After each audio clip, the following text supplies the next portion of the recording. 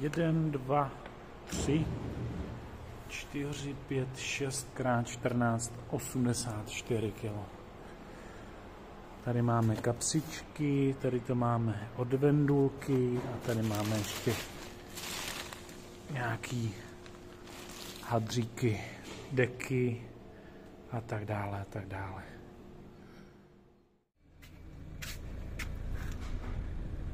Krásný. Tady samý mňamky.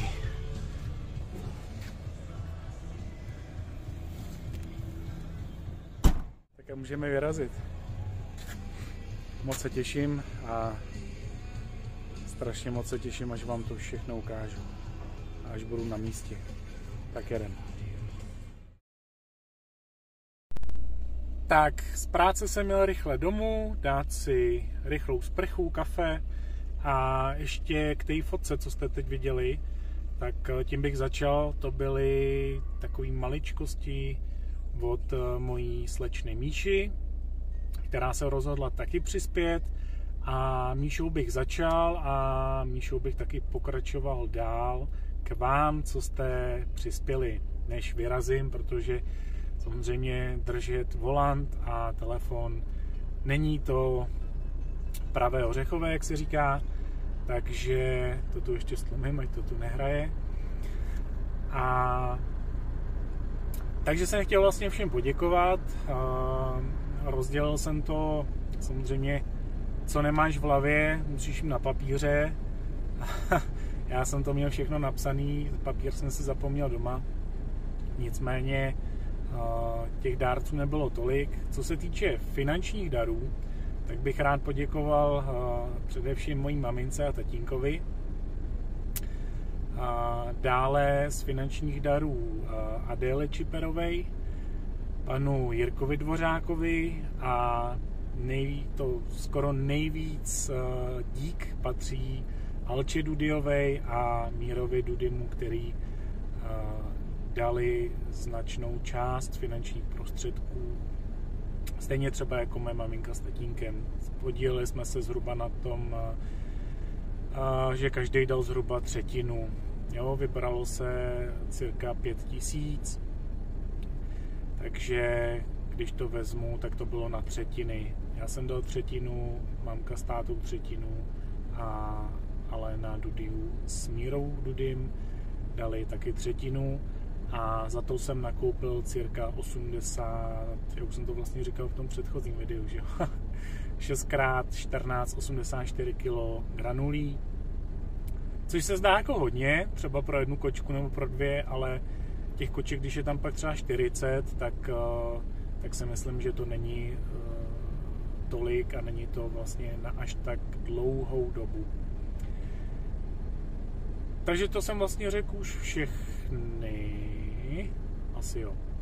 Takže mamka, taťka, já, Alča, Míra Dudy, Adéla Čiperů a ještě jsem vlastně asi neříkal pana Dvořáka, který mi na poslední chvíli taky přispěl. Co se týče těch hmotných darů, tak velký dík patří pouze 2 lidem. 2. A první byl Áďa Franc, a který vlastně mi dal obrovskou krabici s kapsičkama, kterých je cirka 180 až 200, přesně nevím.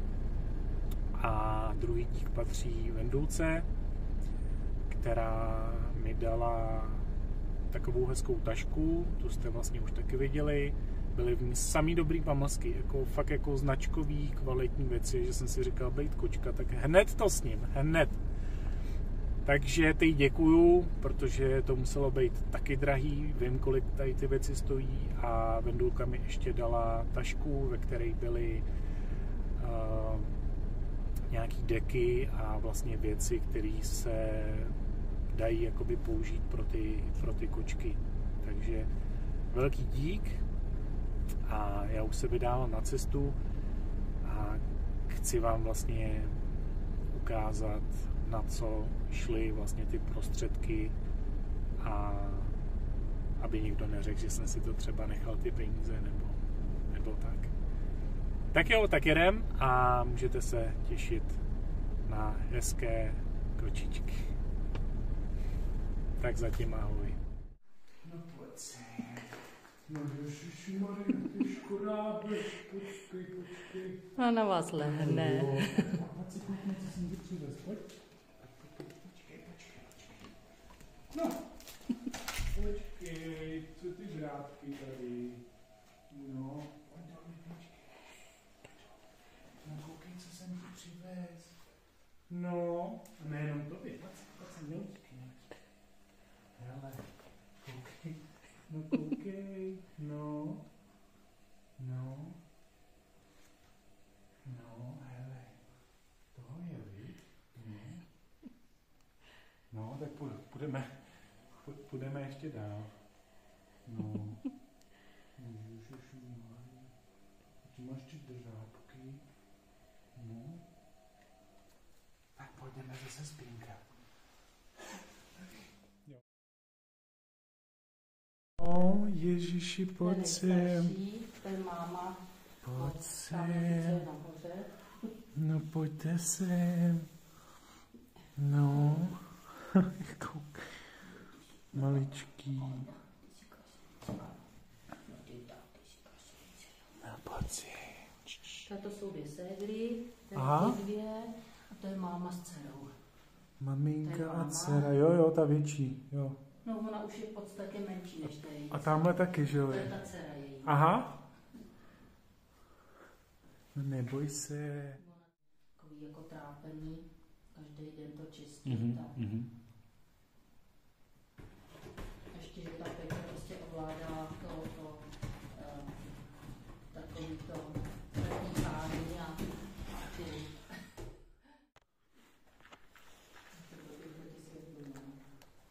Ty papáš. Co to máš dobrýho? Bez ocásku?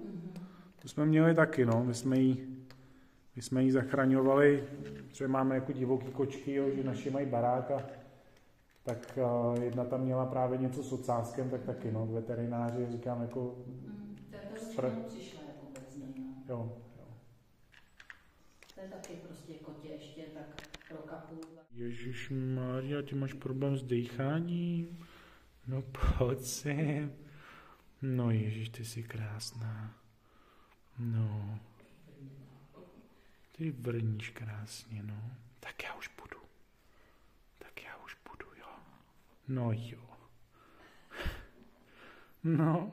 Tak tady mám takový malinký šrámek. Od kočičky. Ta se na mě tak hezky sápala. No, chtěla být u mě, až mě takhle hezky podrápala. Tak jedu domů. Bylo to krásný, letos tam měli míň kočiček. Paní byla strašně moc ráda za ty dary. A příští rok pokračujeme a těším se, že bude minimálně tolik přispěvovatelů, jako bylo letos. Já vám všem děkuju, co jste přispěli, a těm, co jste nepřispěli, tak se nad sebou zamyslete a dělejte něco pro druhý a dělejte něco i pro zvířata. Protože pokud to budete dělat, tak svět bude hezčí. Tak ahoj.